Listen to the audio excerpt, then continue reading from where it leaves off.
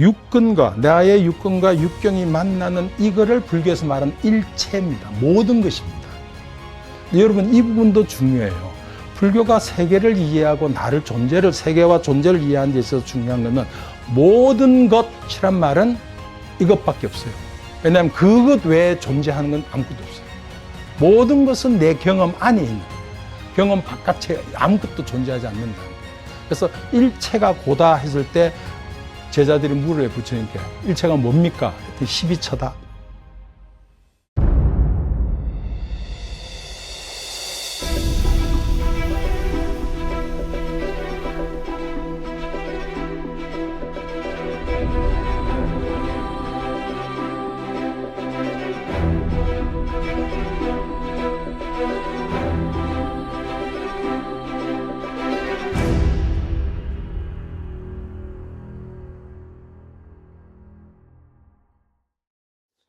오늘 우리가 강의할 내용은 이제 붓다의 가르침. 그 중에 이제 마음이란 무엇이냐, 불교에서 보는 마음이란 어떤 거냐.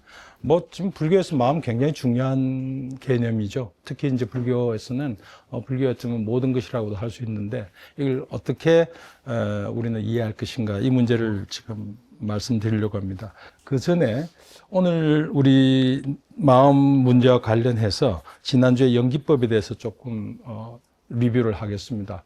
우선 이제 이 연기법은 사실 부처님의 어떤 깨달음의 내용이기도 하고 또 불교라는 것이 부처님의 깨달음으로부터 시작된 종교고 철학이고 세계관이니까 이제 깨달음이 굉장히 중요한데 그러나 깨달음 자체가 중요한 것이 아니라 깨달음의 내용이 중요하죠. 근데 그 깨달음 내용이 뭐냐면 연기법이라는 겁니다. 이제 어찌 보면은 이제 연기법의 핵심적인 내용은 이 세상에 스스로, 이 세계에 스스로 존재한 건 아무것도 없다. 그냥 생긴 건 없다. 그냥 생긴 건 없다. 반드시 어떤 원인과 조건 하에서 생긴 것들이고 또 생긴 것은 반드시 멸하게 돼 있다. 그냥 그것이 고정불변의 실체로서 계속 지속되는 건 없다. 이제 이 어떤 관점이죠. 근데 이제 이것이 중요한 것은 이게 어떤 철학적 추론의 결과가 아니고 또 그렇다고 해서 어떤 종교적 체험의 결과도 아니고 일종의 경험 관찰의 결과는 사실입니다. 경험 관찰이다. 근데 이 관찰이 가능했던 것은 인도가 갖고 있던 명상 전통 하에서 그것이 가능했다. 이제 그러고 보면 우리의 이제 중요한 문제는 선정 체험에서 우리가 했던 어떤 관찰이라는 것과 일상의 관찰의 차이가 많이 나는 거죠. 지난번 말씀드린 대로 우리가 일상의 세계에서는 세균이라든가 미생물이라든가 눈에 보이지 않는 존재들이죠. 그러나 현미경이라는 걸 통해서 우리는 그것이 존재하고 그것이 무슨 문제를 일으킨다는 것을 알게 됨으로써 이제 자연과학이 발전하는 건데 이제 인간의 문제에 있어서 우리가 일상에서 경험할 수 없는 것들 또 일상에서는 그렇게 이해되지 않는 것들이 선정 상태에서의 관찰에 의해서 일상을 이렇게 이해해도 되는 건가 하는 이제 문제들이 생기게 되죠. 그래서 이제 그 부분을 이제 우리가 어떤 간극을 좀 메꾸는 것이 저는 붓다의 발견 이후에 불교가 계속 이어져 온 일이고 불교가 그런 것들을 구축해온 역사가 아닌가라는 생각입니다. 그래서 연기법의 핵심은 아까 말씀드린 대로 우리가 경험하는 세계, 우리가 경험한다는 게 결국은 어떤 기뻐하고 고뇌하고 슬퍼하고 이런 어떤 모든 과정들이 인간의 경험인데 이 경험이라고 하는 것은 그 감정의 속성이거나 내 정서적 상태이기만 한 것도 아니고 또 외부의 어떤 대상이 나에게 그런 것들을 일으키는 것만도 아니고 외부 대상 세계와 나라고 하는 사이의 어떤 연기적 결과, 요즘 말로 하면 어떤 교감의 결과로서 우리는 여러 경험을 하게 된다는 거죠. 그럼 그 얘기는 그 경험 자체는 오로지 주관적인 것만도 아니고 오로지 객관적인 것도 아니고 어떤 의미에서는 주관, 객관이 만나서 이루어지는 연기적 산물이다. 이런 어떤 것들이 이제 연기법의 핵심인 거죠. 이제 그러고 보면은 우리의 어떤 경험 세계라는 것은 가변적이고 또 구성적이기도 하고 또 동시에 상황적인 것이기도 하고 요즘 말로 하면 일종의 virtual reality다. 사물 자체를 그대로 인식하는 것이 아니라 그것과 나가 만나서 이루어지는 어떤 세계가 있는데 여기서 이제 고뇌의 문제, 고통의 문제 같은 경우는 그럼 해결을 어떻게 할 것이냐? 외부 대상을 바꿀 거냐? 그렇지 않다면은 내가 바뀔 거냐? 이제 불교 경우에는 이제 내가 바뀌는 쪽. 그걸 우리는 수행이라고 그러겠죠. 내가 바뀜으로써 우리가 경험하는 어떤 것들의 문제들을 해결하겠다라고 하는 게 이제 불교의 기본적인 흐름이지 않느냐 하는 생각입니다. 이제 그런 어떤 경험 관찰에 의해서 이제 불교가 구축이 되어 오는데 일종의 이제 세계관으로서의 연기법이라는 것들을 우리가 이야기할 수 있습니다. 그럼 그런 어떤 자기 자신의 마음이라든가 마음의 흐름이라든가 마음의 속성이라든가 마음의 어떤 그런 연기적인 작용들을 보면서 그럼 나는 세계를 어떻게 이해할 것인가, 이 부분이 이제 또 연기법에 중요할 텐데 이것이 이제 불교에서는 중도라고 그럽니다. 그래서 중도 실상이라고 하는 것은 있는 그대로라는, 중도와 실상이 동의어로 쓰이기도 하고 중도 실상이라서 한 단어로 쓰이기도 하고 또 여실직연, 있는 그대로 본다라고 하는 어떤 그런 부분들이 이제 불교의 어떤 세계관이라고 할 수 있는데, 기본적으로 모든 것들이 연기적 작용이라고 하는 발생과 소멸의 관점에서 놓고 보면은 어떠한 것도 고정불변의 실체로 있는 것도 없고 어떠한 것도 절대적으로 있다, 절대적으로 없다라고 할 수 없는, 그러니까 있다, 없다, 필연이다, 우연이다, 이 모든 것들은 결국은 한 견해에 불과하다. 하나의 견해들이다. 그러니까 어떤 견해를 갖는다는 건 대부분 이분법적이죠. 이게 맞으면 저게 틀린 거예요.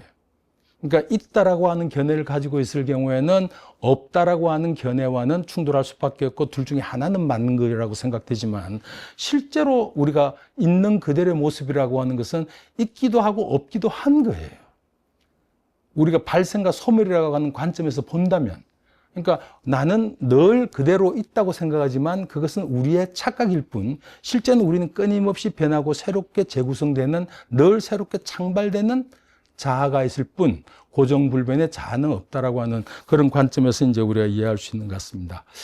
그러고 이제 그 이후에 그러한 세계관에 바탕해서 이것이 이제 연기법이 상호 의존적 관계라고 하는, 나와 너의 관계, 우리와 저들의 관계, 나와 세계와의 관계, 이런 관계를 연기법적으로 이해하는, 그러니까 상호 의존적인 관계로서 이해하는 연기법들은 사실은 초기 불교, 특히 부처님의 어떤 그런 고의 문제를 해결하는 데 있어서 등장했던 개념들은 아닙니다. 이제 그걸로 연기법적인 어떤 세계관의 연기법에 기반해서 그렇게 구축되어 온 어떤 불교적인 저는 이해라고 생각합니다. 그래서 이제 일부 학자들 경우에는 특히 이제 일본의 비판 불교라고 하는 것들을 이제 제시했던 한 20, 30년 전에 학자들이 있는데, 그 학자들은 이제 그런 건 불교가 아니다 라고 이제 얘기까지 했지만, 제가 볼 때 그건 좀 너무 단견이지 않느냐 하는 생각입니다. 왜냐하면 불교는 모든 것들이 붓다로부터 시작되고 붓다로부터 끝나는 것이 아니라 붓다로부터 촉발된 어떤 것들이 세월을 통해서 구축되어 온 전체가 불교이지 어느 하나를 불교라고 하는 그 자체가 저는 불교적이지 않다. 그러니까 연기적인 어떤 속에서 늘 새롭게 형성되어 가는 것들, 지금도 여전히 저는 오픈엔디드라고 생각합니다. 여전히 우리는 만들어 가고 있는 중이지, 형성해 나가고 있는 중이지 어떤 고정의 어떤 불교라는 게 있어서 이걸 이어가는 건 아니다라는 겁니다. 그래서 저는 이제 저 개인적으로는 연기법이라고 하는 것들을 오늘의 관점에서 제가 이해하는 바는 이것은 우리의 질문을 전환시켜주는 세계관이라는 생각입니다. 질문을 전환시킨다는 게 뭐냐면, 자, 지금처럼 불교란 무엇인가라고 묻는다면 사람들은 어떤 붓다의 가르침이다, 그거에서 벗어난 것은 불교가 아니다. 그러니까 무언가 실체적인 본질을 찾으려고 하는 게 A란 무엇인가, 불교란 무엇인가, 인간이란 무엇인가, 사랑이란 무엇인가. 특히 요즘같이 이제 한국의 K-culture, K 뭐 이런 얘기들이 등장하면서 한국적이란 게 뭐지? 한국인의 본성이라는 것, 한국, 다른 나라와 전적으로 구별되는, 다른 문화권과 구별되는 한국적인 무엇이라고 하는 그런 어떤 생각들이 굉장히 강한 지금인데, 그러나 그런 게 있을까요? 여러분 어떻게 생각하세요? 제가 고등학교 다닐 때만 해도 한국인의 본질은 은근과 끈기라고 배웠어요.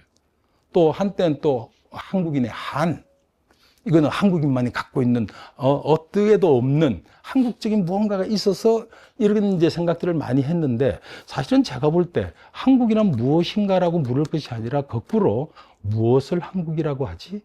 이렇게 묻는다면은 그 질문 자체는 모든 것들이 함께 논의되고 대화가 가능한 어떤 지점들이 열리기 시작한다는 거죠. 그래서 우리는 굉장히 습관적으로 지난번에 이제 목사님께서도 그 말씀 하셨습니다, 저한테. 그렇지만 그럼에도 불구하고 우리는 A란 무엇인가 질문을 끊임없이 하는 데는 이유가 있지 않을까? 이유가 있지 않을까라는 거죠. 근데 이제 그거는 일종의 저는 우리의 사고 습관 같아요.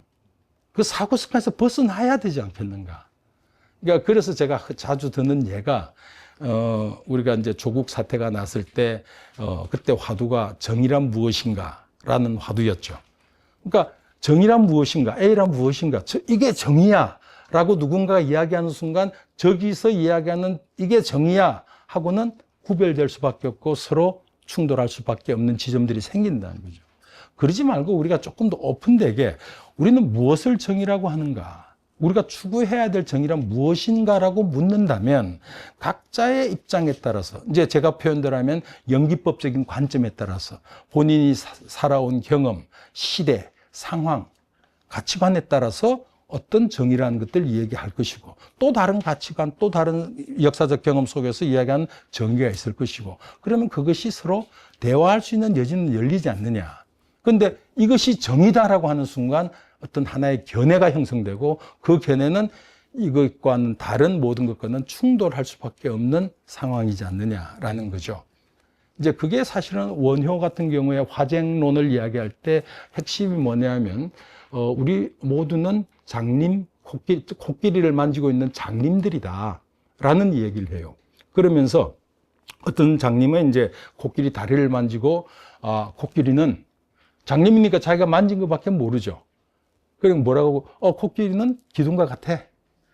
또 어떤 사람은 코끼리 배를 만지고 코끼리는 벽과 같아 이야기한단 말이죠. 그러면은 이 장님으로서는 자기가 만지고 경험한 것이 진리일 수밖에 없고, 그렇게 자기 주장을 이제 해 나가고, 또 한 사람은 배를 만진 사람은 코끼리는 벽과 같다고 이야기한 사람은 자기 주장, 자기 견해를 가지고 나갈 때, 그럼 우리는 이걸 어떻게 이해할 것인가에 대해서 원효는 계시계비라는 얘기를 합니다. 둘 다 옳고 둘 다 틀렸다. 둘 다 옳은 이유는 코끼리 아닌 다른 걸 만지지는 않았다는 거죠. 코끼리인 건 맞죠. 그러나 코끼리 전체를 이야기하지 않았다는 점에서는 둘 다 틀렸다 이런 건데, 이게 양비양실론하고 다른 점은, 원효가 얘기하고자 하는 점은 뭐냐면은 동시에 모순되는 A, B가 동시에 옳고 동시에 그러다는 거예요. 양비양시하고는 다른 거고, 더 중요한 거는 원효는 스스로도 장님이라고 생각하고 있다는 거예요. 원효는 코끼리 전체를 다 알면서 니들은 장님이야, 니들은 부분만 만지고 있어 라고 하는 것이 아니라, 실은 우리는 코끼리를 하는 전체 모습을 우리는 알 수 없어. 모르고 있어. 그 전제하에서 본인도 장님이라는 데서 출발하고 있다는 거예요. 이제 이 부분은 제가 이제 다음 마지막 시간에 불교의 정의론을 이야기할 때 다시 한번 또 자세히 말씀을 드리겠습니다. 그래서 이제 이런 것들이 기본적으로 연기법의 핵심적 내용이지 않냐 하는 생각입니다. 자, 이런 이야기를 바탕으로 해서 오늘 불교가 이해하는 마음이란 게 뭐냐는 문제인데, 사실 이 마음이라는 그 용어 자체, 이거하고 불교에서 반야심경 할 때 심자, 마음 심자하고 같은 의미는 아닌 것 같아요. 여러분들은 마음이라면 주로 어떤 게 마음입니까? 좀 정서적인 상태, 감정적인 상태가 마음이죠. 어떻습니까? 근데 실제로 불교에서 말하는 마음은 그런 건 아닙니다. 우리가 말하는 지정의를 다 포함하는 이야기입니다. 그런데다가 저는 철학과에서 늘 이렇게 가르쳐 왔는데도 요즘 이렇게 생각하면 내가 참 거짓말을 많이 했구나 하고 느낄 때가 있는데, 뭐냐면 우리는 지금 예를 들어서 어떤 때는 정신이라 그러고, 그 정신이란 말은 또 특별한 경우에만 사용하고 있고, 어떤 경우에는 마음이라 그러고, 어떤 경우는 의식이라 그러고. 근데 이게 다 다른 건가? 같은 거를 또 여러분 어떻게 생각하세요? 정신이란 말하고 마음이란 말하고 같아야 달라요.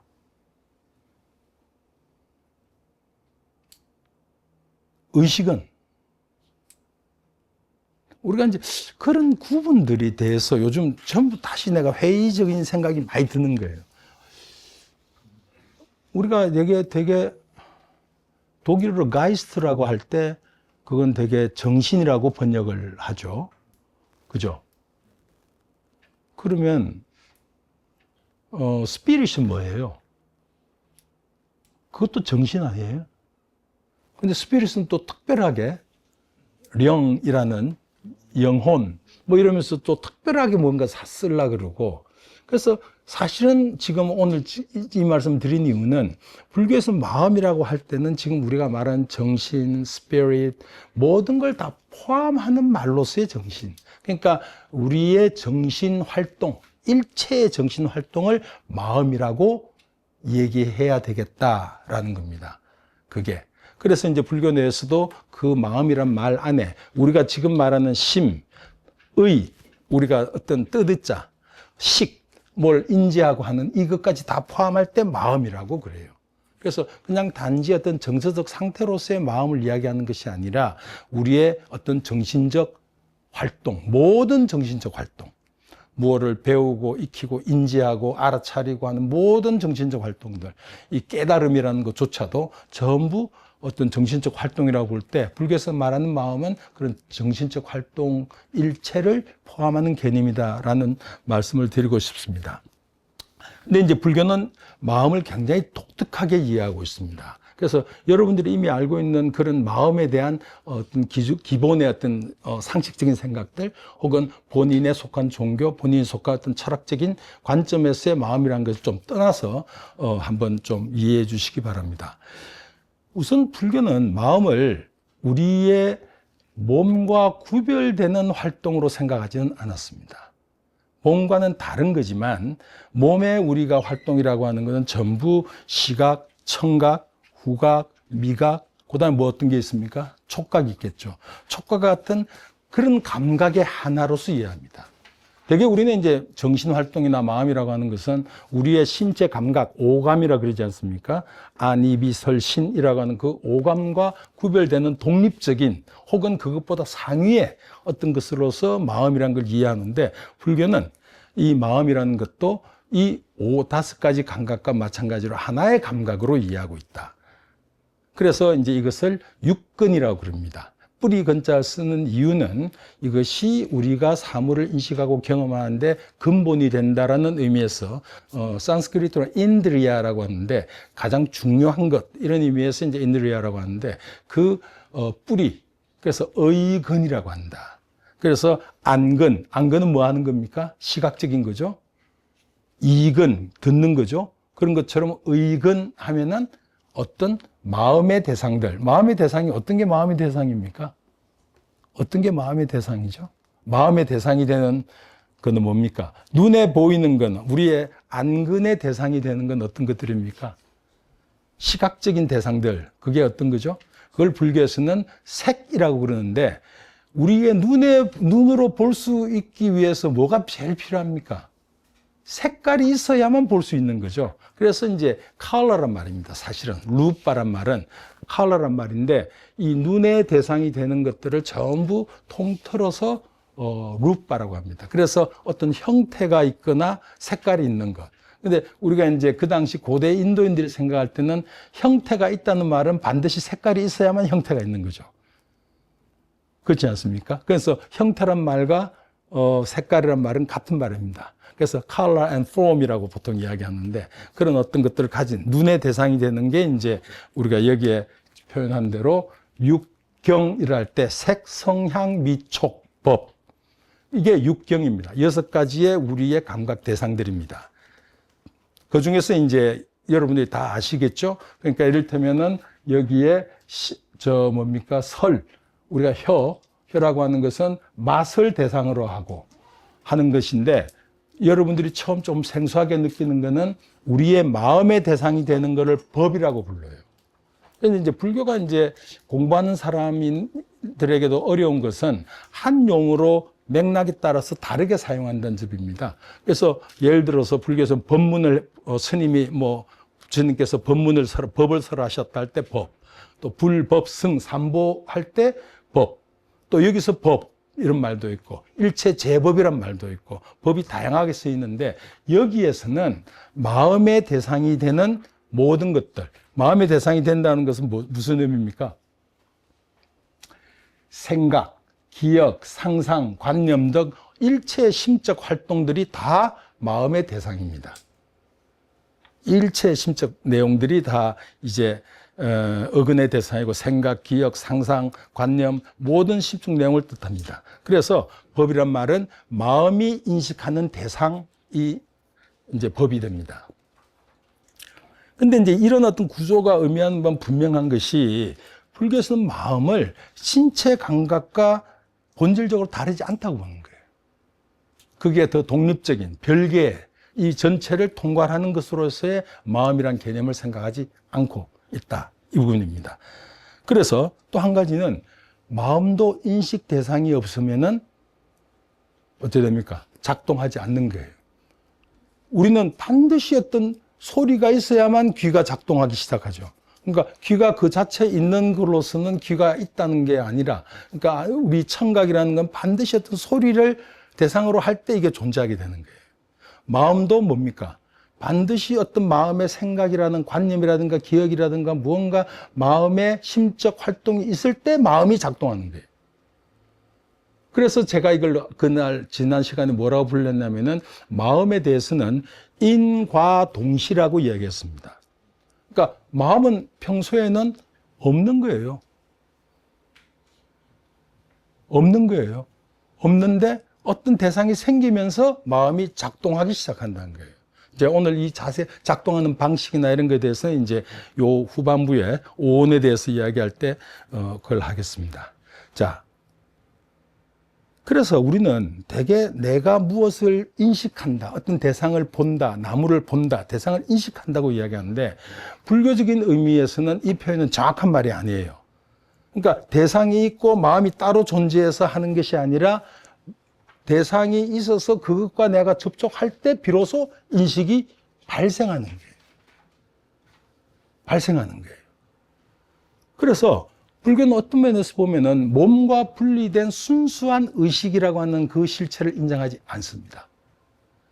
그래서 엄밀하게 말한다면 우리가 경험하고 있는 이 모든 것들은 나의 육근과 육근의 대상이 된 육경이 만날 때 비로소 의식이 발생하는 거예요. 그걸 제가 표현할 때 마치 건전지에 플러스 마이너스를 연결하면 그때 전류가 흐르지 않습니까? 그거는 전류는 발생한 것이죠. 이 두 개가 만나가지고 플러스 마이너스끼리 만나서 발생하듯이 우리의 의식도 그런 것이다. 그런 점에서 본다면 나중에 제가 좀 자세히 말씀드리겠습니다만 우리가 흔히 이야기하는 의식의 흐름, the stream of consciousness라고 하는 것은 불교적으로는 존재하지 않는다. 모든 경험들은 찰나생 찰나멸하면서 불연속적 연속으로 이어져 갑니다. M1, M2, M3, M4 이렇게 이어가는데 M1, M2의 관계는 인과적 관계들이 이루어지지만 인과적 관계가 있지만 이것은 불연속적인 연속으로 간다. 그런데 우리는 왜 그냥 동일한 내가 쭉 이어진다고 생각하느냐? 왜 그렇게 생각할까요? 일종의 착시 효과인 거예요.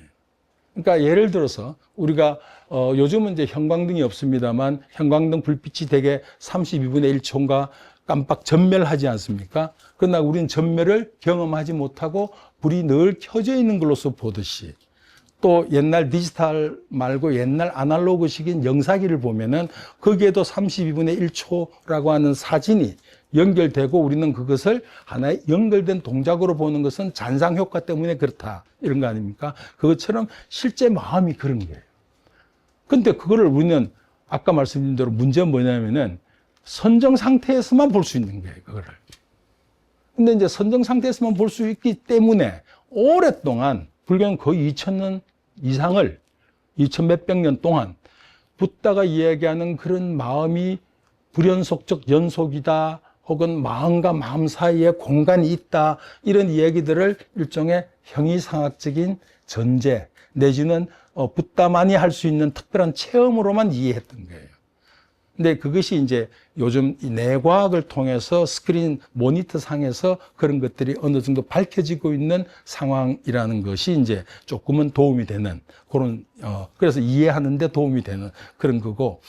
이럴 때면 또 그런 거죠. 아까 이야기한 중도 같은 경우에도요. 아까 있다, 없다라고 하는 것이 아니라 있기도 하고 없기도 하고, 그러니까 서로 모순되는 것이 동시에 존재한다는 이 자체가 과거에는 설명하기 어려웠는데 지금은 이제 과학 분야에서 보면 빛이라고 하는 게 입자이기도 하고 파동이기도 하다라고 하면 사실은 입자하라고 주장하는 순간에는 파동일 수가 없는 거잖아요. 파동이라고 주장하는 순간 입자가일 수도 없는 거잖아요. 그런데 사실은 입자이기도 파동이기도 하다는 것들을 우리는 지금 받아들이고 있다고요. 받아들이는 이유는 그건 과학이기 때문에.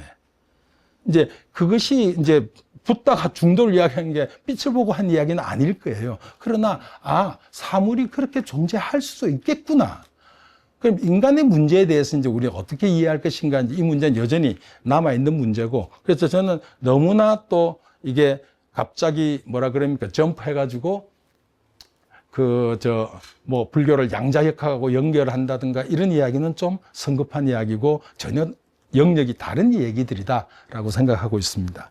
자, 그래서 일종의 그런 마음이란 건 뭐냐면은 육근과 육경이 만나서 이래 발생하는 어떤 관계적 현상인데 일종의 이거는 요즘 표현을 하자면 하드웨어와 소프트웨어의 관계이기도 합니다. 여기 말씀드린 대로 우리가 하드웨어라고 하는 건 우리의 신체 감각기관들이에요.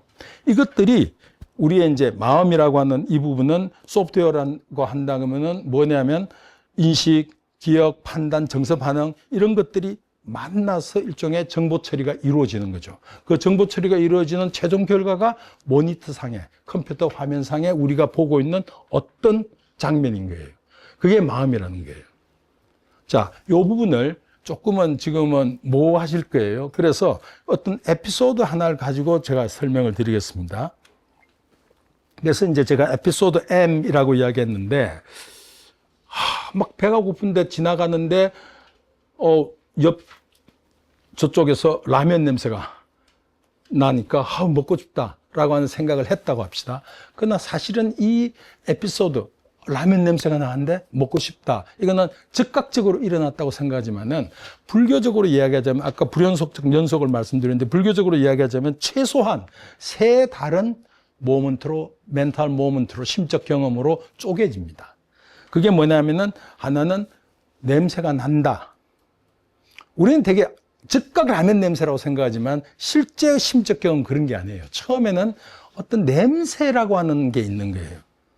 냄새가 난다는 멘탈 모먼트 심적 경험 1. 두 번째가 라면 냄새다. 먹고 싶다. 혹은 참겠다라고 하는 결정하는. 그러니까 실제로 이거는 제가 볼 때 한 16개 이상의 멘탈 모먼트들이 쪼개질 거예요. 그러나 이제 우리가 이해하는 과정에서 단순하게 처음에 무슨 냄새가 난다. 라면 냄새구나. 먹고 싶다. 혹은 참아야겠다. 하는 요 세 가지로 쪼개서 한번 봅시다. 그래서 자, 우선은 A, B, C, D, E라고 되어 있는데 이게 나중에 이제 이야기할 오온하고 전부 연결됩니다. A가 색, 식, 수, 그러니까 A라고 하는 게 이제 우리가 마음의 기능 중에 이제 색이라는 부분이고요. 그건 나중에 따로 말씀드리겠습니다. 그래서 맨 처음에 일어나는 사태는 우리의 코라고 하는 비근이라고 하는 비근, 안입이 설신할 때 비근과 비근의 대상이 뭐죠? 향이죠. 냄새지 않습니까? 이것이 만나는 거예요. 이걸 촉이라고 그럽니다. 근데 이 촉도 마음의 작용 중에 하나입니다, 실은. 우리가 예를 들어서 여러분 지금 제 안경 보이세요?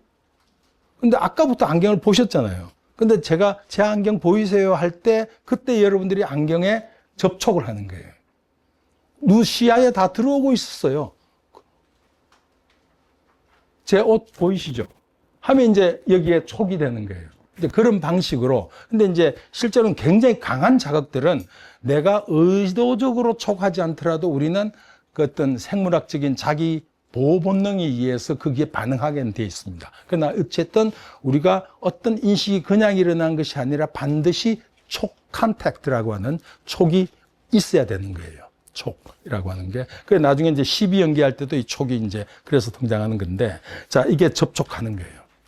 접촉하게 되면은 의식 활동은 뭘 하냐 하면은 그 정보를 인식하는 거예요. 그 정보를 인식한다는 자체가 뭐냐면은 비식을 인식하는 거예요. 그러니까 마음이 마음의 대상을 인식하는 걸 의식이라 그러고, 눈에 보이는 거를 인식하는 걸 안식이라 그러고, 냄새 같은 걸 인식하는 걸 비식이라 그러고, 안식,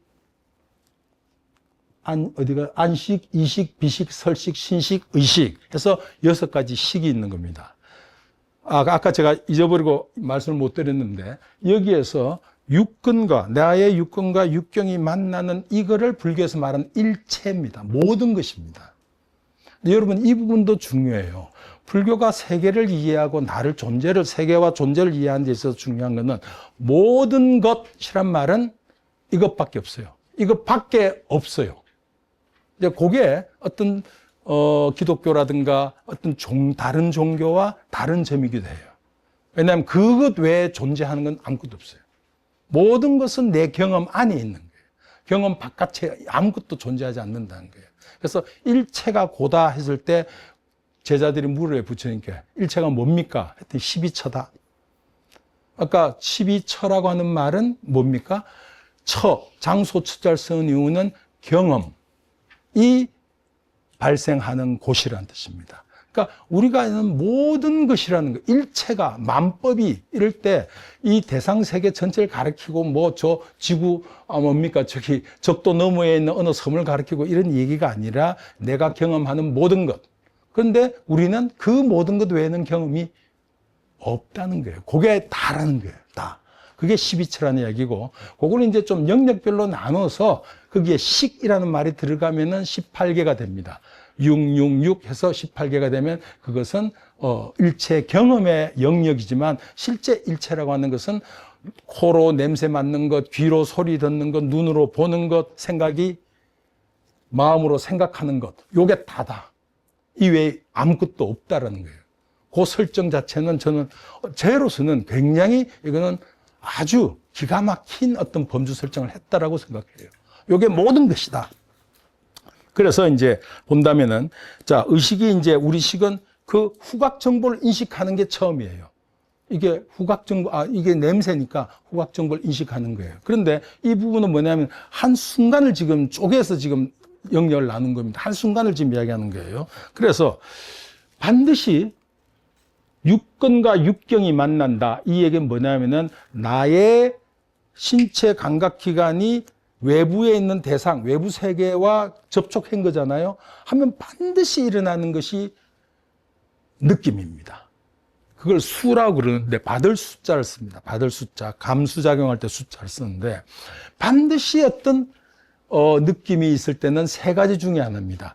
고, 락, 불고, 불락.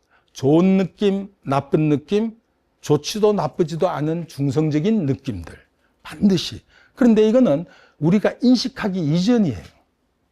이게 똥이구나. 이게 파인애플이구나. 이런 어떤 인식하기 이전에 그냥 거의 그냥 생물학적인 반응으로서, 그러니까 우리가 세상과 인터페이스하는, 만나는 최초의 경험은 전부 이 느낌입니다.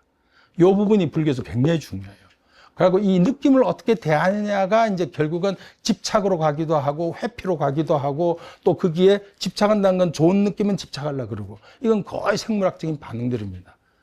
이 부분이 이제 불교에 수행하는 데서도 중요한 부분이 이 부분인데, 그래서 느낌은 항상 발생하고 좋거나 나쁘거나 좋지도 나쁘지도 않은 중성적인 것 중에 반드시 하나에 속하게 돼 있다는 겁니다. 그 다음에 그 느낌에 대해서 어떤 지각 활동이 있습니다. 그 지각하는 거. 알지자, 그 감각할 때 각자, 지각. 이거는 뭐냐면은, 이거 음식 냄새구나. 아니면 무슨 배설물 냄새구나. 아니면 향수 냄새.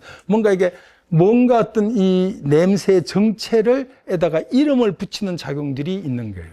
근데 요게 어떤 의미냐면은 신체 감각 경험을 정신 경험으로 전환시키는 역할을 하는 게 바로 이 지각입니다. 여러분 아마 스스로 한번 생각해 보십시오. 여러분이 어떤 신체 감각들, 눈으로 보고 듣고 냄새 맡고 하는 이 어떤 일종의 이거는 신체 감각 경험인데 이 경험은 반드시 정신 경험으로 전환됩니다. 여기서 사실은 또 고가 발생하고 또 집착이 발생하고, 그러니까 신체 감각 경험을 정신적 경험으로 전환하는 그 역할이 지각입니다. 그 다음에 우리가 할 게 뭡니까? 이거를 대한 나의 반응입니다. 근데 반응이 바로 먹고 싶다가 아니라 이게 뭐지? 하는, 아직 라면이라는 걸 지금 파악을 못한 거예요. 그래서 요 5가지는 항상 동시에 작동하고 있는 거예요. 한 찰나에. 근데 실제로 우리가 이제 볼 때는 B, C, D, 나중에 좀 자세히 다시 설명드리겠습니다. B, C, D는 항상 상호작용하면서 동시 작동합니다. 그러니까 수, 상, 식. 식과 느낌과 거기에 대한 어떤 지각, 그 해석작용, 요 3개는 동시에 작동합니다. 그래서, 무슨 냄새가 나는데? 라고는 찰나가 첫 번째 심적 경험이고, 요 심적 경험 다음에 벌어지는 것이 이제 심적 경험 2입니다. 멘탈 모먼트 2라고 하는 라면 냄새. 그래서 이제 뭐냐면, 처음에 이제 앞에서 처리된 정보가 있지 않습니까? 냄새인데? 하는 것과 나의 의식, 요거는 이제 의근의 그게 되죠. 대상이 되지 않습니까? 그 의근이 다시 이제 그 나의 의근이 처리된 정보에 접촉을 합니다. 그래서 그거를 이제 촉이라고 그러고, 처리된 정보와 의식이 결합하고, 그러면 그 의식은 뭐냐면 냄새를 식별하는 거예요. 그 식별하는 사람. 이게 냄새가 무슨 냄새인지 식별하는데 주의 집중을 일으키고, 그러면 거기에 또 느낌이 발생합니다. 그 느낌은 뭐냐면은 즐거움이거나 혹은 MSG 냄새가 싫은 사람은 불쾌한 느낌을 가지게 되든가, 아니면 감기 든 사람한테는 아무 냄새도 못 맡든가, 그러나 어쨌든 어떤 느낌이 생깁니다. 그리고 요 느낌은 어디에서 영향을 받냐면 뒤에 지각에 과거 경험에 근거하여 요거는 라면 냄새구나라고 하는 거기에 이름을 붙이는 그게 지각 활동이 있습니다. 그래서 이제 거기에 대한 정서 활동이 있는데, 그게 이제 행이라고 하는 건데, 불교에서 마음이 즐겁고 들뜨거나 아니면은 밀쳐내고 싶은 어떤 나의 마음의 작용들이 생깁니다. 그게 마음이 형성되는 과정이에요. 거기에 대한 나의 반응이에요. 그래서 이게 행이라는 건데, 불교에서 수행이란 말도 사실은 이 행을 어떻게 다스릴 것이냐, 이 문제에서 다 박작 에 다 이제 달려 있는 것들이에요. 그래서 이제 결국은 우리가 어떤 외부 자극을 경험할 때 우리 마음에서 하는 작용은 크게 범주로 나누자면은 2범주입니다. 한 범주는 뭐냐면은 이게 뭐지? 라고 하는. 그러니까 이제 되게 영어 표현으로 What's going on here? 이게 뭐지? 이거 뭐야? 라고 그걸 파악하는 어떤 마음의 작용이 있고, 그거에 이어서 바로 있는 게 뭐냐면 내가 이걸 어떻게 대처할 것인가. 어떻게 대처할 것인가. 이제 이 부분을 이렇게 나눈 이유는 우리가 경험하는 것들 내가 어떻게 컨트롤링 할 것인가를 결정해 주는 거예요. 그러니까 수행이 전부 여기에 달려 있는 거예요. 수행을. 우리가 내가 싫은 거, 좋은 거, 싫은 거는 피하고 좋은 거는 갖고 싶지만 그게 내 마음대로 되지 않는 상황이잖아요. 외부 상황이라고 하는 게. 거기에서 이제 우리는 어떻게 반응할 것인가가 중요한 문제고, 요 어떤 반응들을 우리가 어떻게 이해할 것인가, 요 2 부분이 늘 어떤 마음에서 일어나고 있는 활동들입니다.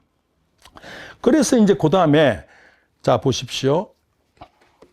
여러분 그 자료들을 자, 그러면, 이런, 이제, 심적 경험 3은, 보십시오. M2에서 발생한 여러 가지 생각들, 먹을까, 어떨까, 라면에 대한 여러 생각들이 있을 거예요. 그게 이제 인식의 대상이 됩니다. 대상이 되고, 거기에 대해서 이제 사고하고 숙고합니다. 이제 마음의 기능이 이제 그렇게 지금 이제 또 한 바뀌는 거예요. 사유하고, 또, 역시, 쾌, 불쾌, 중성적 어떤 그런 느낌들을 재구성하게 되고, 그 다음에 이제 지각이라고 하는 것이 아까 관련된 기억 혹은 상상이 이제 활성화되는데, 예를 들자면은 라면과 관련된 색깔, 냄새, 그 위에 올려져 있는 계란 노른자, 뭐 먹는 김에 촉감, 온도, 먹었을 때 그 몸의 어떤 뭐 느낌, 이런 것들 이제 상상해 가면서 지금 이 부분들을 어떻게 지금 할 것인가를 지금 막 이제 싸우고 있는 중이에요. 그러고 나면 이제 정서적 반응으로서 참아야겠다. 아니면 욕망해서 나 이번에 먹을래 하는 어떤 결정하는 못 참겠다, 먹겠다 라고 하는 이런 어떤 과정들이 이제 벌어진다는 것을 제가 말씀을 드린 겁니다. 그래서 이 심적 경험 M1, M2, M3는 아까 말씀드린 대로 불연속적인 연속입니다. 이게 만약에 stream of consciousness라 해서 그냥 쭉 흐름으로 있다면 여기에 개입할 수 있는 여지가 전혀 없습니다. 그런데 이게 마침 불연속적 한 장면 한 장면이 연속처럼 보이지만 실은 거기에 갭들이 있는 거예요. 그거를 명상가들이 부르는 걸로 마인드 갭이라고 불러요. 마음의 갭이니까 공간, 틈새. 요 틈새가 이제 명상을 하게 되면은 그 틈새들이 보이기 시작하는 거예요. 그래서 M1, M2, M3는 그렇다고 해서 불연속적이라고 해서 이것들이 랜덤하게 그냥 우연히 그냥 발생하는 것이 아니라 전부 인과적으로 연결되어 있는 거예요. 이걸 이제 불교적으로 용어는 상속이라 그럽니다. 서로 상자에 계속 서로 하나씩 맞닿아 있는 쌈타나라고 그러는데, 이렇게 이제 그런 관계들의 속에 있습니다. 그거는 어제 지난 수업에서 아까 어느 분이 질문하신 대로 나라고 하는 것들은 어느 순간도 같은 나는 아니지만, 나 하나하나 매 순간에 나라고 하는 것은 인과적으로 연결되어 있는 거예요. 그렇기 때문에 윤리적 도덕적 책임도 져야 되는, 그 도덕의 윤리의 주체가 되는 것이 나라고 하는 거예요. 나는 끊임없이 가변적인 존재지만 그러나 인과적 연속성에 있다는 거예요. 그래서 각 심적 경험은 인과적으로 연결되어 있다는 것입니다. 그래서 이제 명상이 여기서 중요한 이유가 뭐냐면 그런 심적 경험 사이의 공간들을 볼 수 있는 거예요. 그러니까 이제 그거를 부처님 제자 중에 사리불이 부처님 시킨 대로 명상을 하고 나서 마음이 일어나고 마음이 사라지는 것이군요, 이렇게 이야기를 해요. 그리고 또 콘단냐 같은 경우는 집재가 곧 멸재군요, 이런 이야기를 해요. 그러니까 집재라는 게 뭐냐면은 욕망이 일어나는 원인이고 또 그것이 바로 사라지는 것이기도 하고, 그렇기 때문에 그거를 관찰할 수 있다는 거예요. 그래서 이제 이게 결국은 뭐냐면은 여기에서 이제 우리가 흔히 말하는 뭐 마음 챙김이다, 알아차림이다 하는 것들도 이 마음과 마음 사이 한 찰나의 그 공간들을 들여다볼 수 있는 훈련들인 거예요. 그게 알아차린다는 게. 자동 반응이 아니고, 우리는 대부분 모든 것들이 자동적으로 그 스키마라 그러는데, 과거의 경험과 지식이나 이런 과거의 어떤 축적된 어떤 걸로 인해서 곧바로 바로 다른 과정을 거치지 않고 결정해 나가는 것들이 어떤 생존에 유리한 상황이 있기 때문에 그런 것들에 길들여져 있는 거예요. 그러나 이제 그 중간중간에 알아차림을 통해서 그 몸들을 끊어 나갈 수 있는 이런 부분들을 찾고자 하는 게 명상이라고 볼 수 있습니다. 그래서 제가 이거하고 강의를 연결을 계속 못 시키네요. 죄송합니다. 좀 연결 잘 해나가도록 하겠습니다. 그러니까 이제 이게 비유하자면 이런 겁니다. 마인드 갭을, 마음의 틈새들을 본다는 거는, 이를테면 우리가 지금 스포츠 같은 경기에 보면은 과거와는 뭐 비교도 안 될 정도로 엄청나게 그 기록들이 향상되지 않습니까? 수영이나 이런 것들이. 그 이유가 사실 슬로우 비디오예요. 비디오로 찍어가지고 슬로우 비디오로 이렇게 보면은 전부 어떤 팔의 어떤 가장 이상적인 각도라든가 이런 게 나오게 되고, 그것들을 통해서 훈련을 반복할 때 엄청난 결과들을 쌓아온 거예요. 그러니까 우리가 어떤 마음의 흐름을 어떤 명상 과정에서 그렇게 들여다본다는 것은 일종의 슬로우 비디오를 보는 거예요. 슬로우 비디오를. 그래서 그거를 명상가들이 하는 말로 파노라믹 뷰라 그래요. 그래서 이제 명상 오래 했던 사람들끼리 서로 얘기를 주고받으면서 어느 정도 경진가를 서로가 알 수가 있어요. 그런 파노라믹 뷰를 경험을 하느냐 못하느냐 이런 어떤 것들. 이제 그런 것들이 내 마음에 조그만 의도가 일어날 때 내가 어떻게 대처하느냐 이런 것들과 다 연결되어 있기 때문에. 근데 이제 그 부분을 조금 더 이제 제 경험 속에서 말씀드리면, 저도 명상을 뭐 오래 하고 많이 하고 그런 것도 아니고 특별한 경험을 한 적도 없습니다. 없는데 이제 한 가지 이런 게 있어요. 제가 이제 상태가 상당히 좋을 때, 그러니까 정신이 좀 맑고 또 명상도 좀 꾸준히 해 나가면서 상당히 이렇게 몸과 마음이 개운하고 참 맑은 상태에서는, 예를 들어서 이제 제가 담배를 끊고 안 피울 때인데 내 마음에서 담배가 딱 생각나는 그 순간을 딱 잡을 수가 있어요. 일단 피우고 싶다라고 하는 그 욕망이 발생하고 나면은 힘들어요. 막 그걸 누르기가. 그런데 그것이 딱 일어나기 직전에 내한테 딱 느낌이 와요. 그때는 굉장히 쉬워요. 톡 누르면 그냥 가요. 에이, 안 피워? 하면 되는데, 무심코 있다가 담배 피우고 싶은 욕망이 먼저 일어난 걸 내가 인식한 그 정도 상태에서는 기어이 피워야 돼요. 그걸 어떤 분들은 어떻게 표현하냐면은, 욕망이 일어나는 것들은 늘 일종의 잠재적 상태로 있는 거예요. 우리 같은 평온한 상태에서 늘 욕망이 있는 건 아니잖아요. 근데 잠재 상태로 있는데 어떤 대상을 만나게 된가 상황이 주어지면은 그 욕망이 이제 일어나기 시작하는데, 그 욕망이 뾰족하게 새싹을 딱 뿌리를 내리고 새싹을 딱 올라올 때 딱 감지하는 거. 그거라면 싹 뽑아버리면은 그냥 끝, 문제는 해결되는데 감지가 대부분 안 됩니다. 굉장히 그냥 이게 딱 올라와서 자기 모습을 분명하게 드러낼 때가 욕망이 이미 발생한 때는 이미 사태 수습이 늦은 경우들이 많아요. 그러니까 그거를 하려면 이제 억지로 눌러야 되는 그런 상황들인 거예요. 이제 그런 어떤 부분들이라고 생각하시면 됩니다. 그래서 저는 유가 성리학에서 이발심과 미발심을 이야기할 때가 많아요. 이발심은 이미 발해진 마음이고 미발심은 발하기 전의 마음이에요. 발하기 전에도 마음이라고 하는 그 부분은 그래서 이제 계속 주의가 얘기하는 것이 미발 공부를 해야 된다. 이미 올라와 있는 것들을 다룰 때는 힘이 많이 드는 거예요. 완전히 해결되지도 않고. 그래서 미발심. 그래서 저는 그 미발심이라는 것과 불교의 어떤 명상에서의 어떤 마음 관찰이라는 것과 거의 같은 것이 아닌가, 실질적으로 같은 것이 아닌가라고 하는 생각을 할 때가 있습니다. 자, 그래서 이 부분들을 가지고 제가 이제 온이라고 하는 부분을 좀 말씀을 드리겠습니다. 그래서 이제 되게 불교에서 마음, 나라고 하는 것들을 무아라고 하는데, 이 무아라고 하는 그 개념부터 조금 지난 시간에 제가 충분히 말씀을 못 드렸는데, 무아는 어떤 면에서 나가 없다는 얘기는 아니에요. 내가 없다는 얘기가 아니고, 일종의 이제 나라고 하는 그 경험이 뭐냐는 건데, 이런 비유를 들면 어떨까 싶습니다. 여러분, 생선이 있다고 생각하세요? 생선. 아니요, 있는 거는 조기, 도미, 칼치, 꽁치, 도다리, 이런 게 있는 거지, 생선은 이름일 뿐이지 않아요? 뭐, 좀 이제 류적 개념인데, 그건 이름일 뿐이지 않을까요? 그죠? 있는 거는 조기, 도미, 깔치밖에 없잖아요.